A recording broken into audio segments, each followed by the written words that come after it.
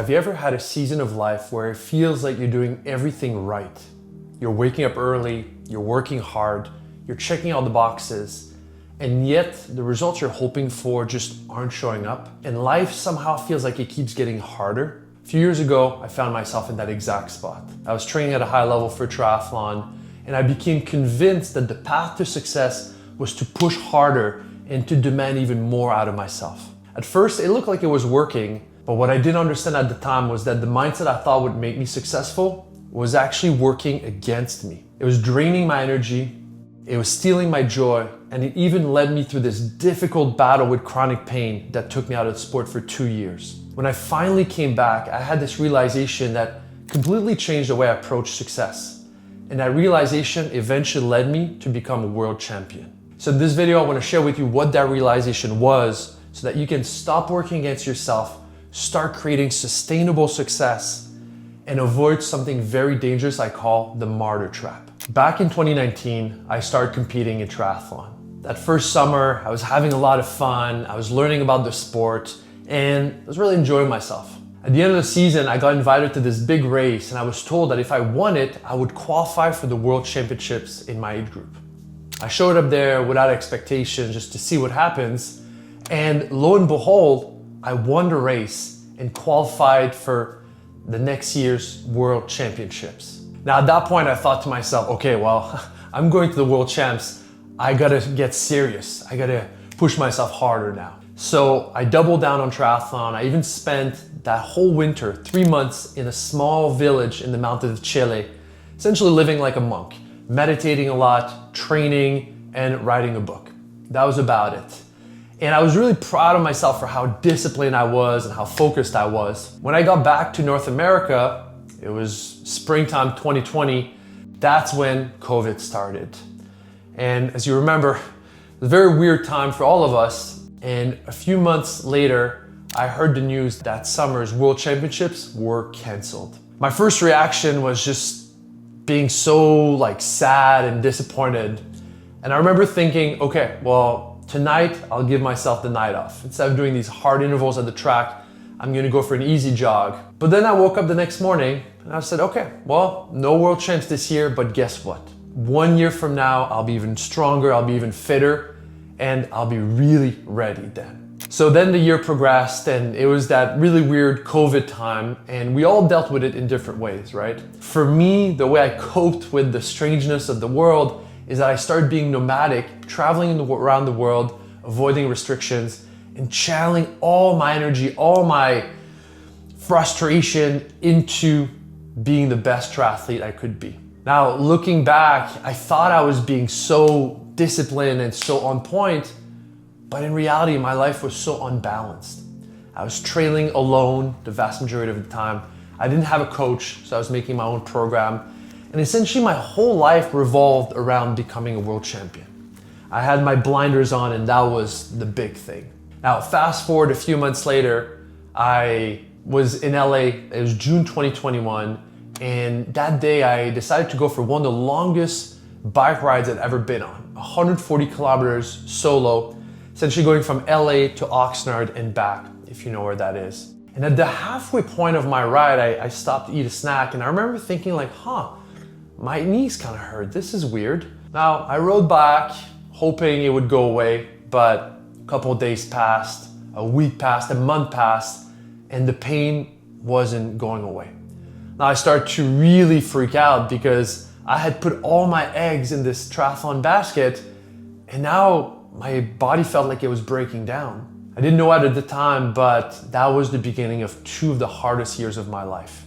No doubt about it. I tried everything, doing tests and physio and different supplements and trying all these things I could find, and nothing was working. So as you can imagine, that was super, super difficult for me. At some point, I didn't even know if I would ever be able to train or compete again. Now fast forward to 2024, I moved back here in Canada to run some more tests, to try some more stuff, and eventually we figured it out. There was actually nothing wrong with my body. But because I had put so much pressure on myself, I had dysregulated my brain, and it was now sending pain signals in my body, in my knees, and in my back, and my elbows, and my ankles, even though the body was fine. It's something called neuroplastic pain. Now, thank God, after we figured it out, I was able to get back to training, but now I had a completely different approach. Instead of focusing just on executing the perfect sessions, I was taking a moment to be grateful that I even got to experience to go and do this training session. I missed it so much for those 2 years, and now every swim, every bike, every run was a gift, was a privilege. I would literally stop before heading out, take 3 deep breaths and say, thank you, I get to go do this today. Let's go do it, let's go feel alive. And I would go and train. Now at the end of 2024, I got invited to another big race, and once again I won it and re-qualified for the World Championships after all this time. Now, I didn't make the same mistake. In 2025, I said, hey, yes, let's train hard, let's be disciplined, let's push myself. But let's make sure that I'm enjoying the process, and let's make sure that I'm savoring the experience of becoming the best version of myself. So when I got to Australia in October 2025 for the World Championships, I remember it was the night before the race, and I was walking on these big cliffs overlooking the ocean, and I had this moment where I just thought, you know what? Whatever happens tomorrow, I've already won. I've come back from neuroplastic pain hell. I've rebuilt my fitness. I've enjoyed myself every single day. I have great relationships. My life is beautiful. I'm already a winner. Tomorrow is just a bonus. So next morning I woke up for the race and I was feeling strangely calm, just excited. And went into the race, felt really on point. Even at some point during the bike, I was able to think to myself, this is awesome. I'm racing at the World Championships. This is great. When we got off the bike, I was with an Australian guy and a Polish guy. I was able to drop them on the run and eventually won the race by 45 seconds and became world champion.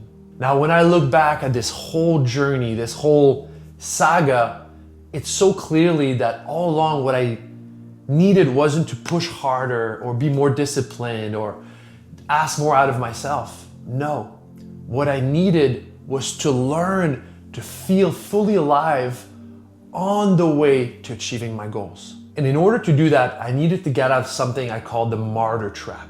The martyr trap is this belief that suffering is the price to pay for success. It's this idea that misery is normal when we're trying to reach our goals. And here's what's really dangerous about the martyr trap. When we're in it, we're working hard, if we don't get the results we want, we think, okay, then I guess I just gotta work harder and push myself even more. Which ironically is often the exact opposite of what we need. It's like the CEO of a company who's already working 60 hours a week, but not reaching his goals. And he thinks to himself, okay, well, I'm kind of exhausted, but I guess I'll try 70, see what happens. Maybe then I'll succeed. But what I found is that very rarely works. It doesn't produce better results. It just creates a more exhausted CEO. When I look in the world, there's someone I see who's been super inspiring to me lately. His name is John Summit. You might have heard about him. He's one of the top DJs in the world. And just a few years ago, John was a full-time accountant with DJing as a side hustle. And by his own admission, he was miserable as an accountant. And as you can imagine, his DJ stuff wasn't really going too well either. But he decided to go all in on his DJing dreams. And what most stands out to me when I look at his vlogs, when I see his content, is that this guy looks so alive. He's grateful that he gets to do this. He loves creating music, connecting with his fan, and his joy just emanates.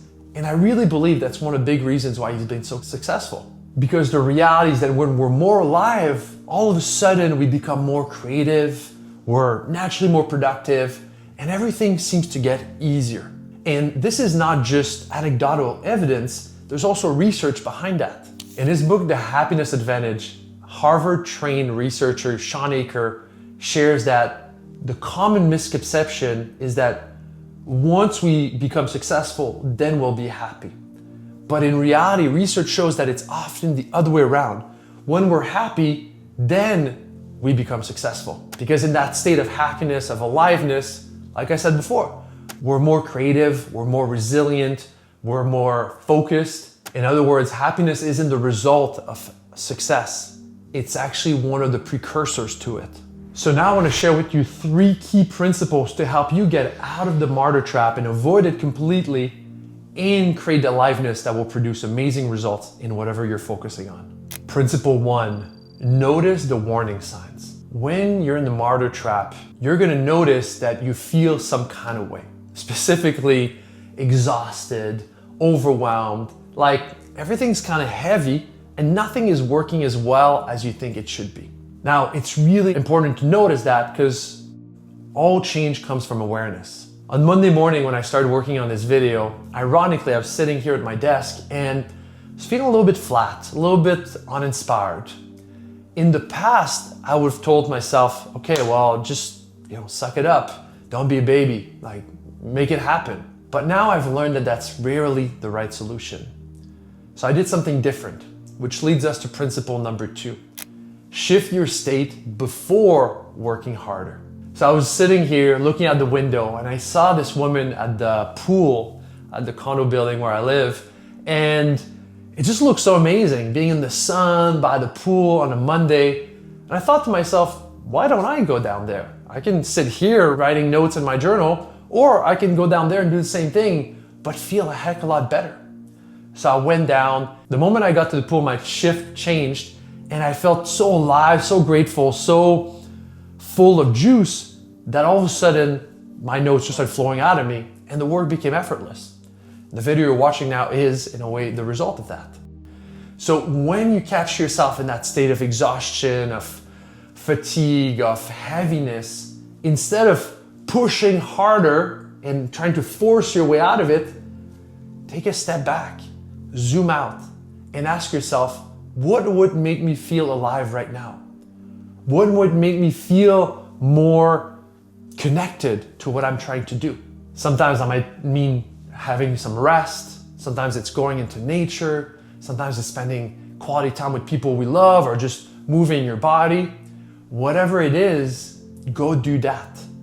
And once you feel better, once you feel re-energized, then get back to work.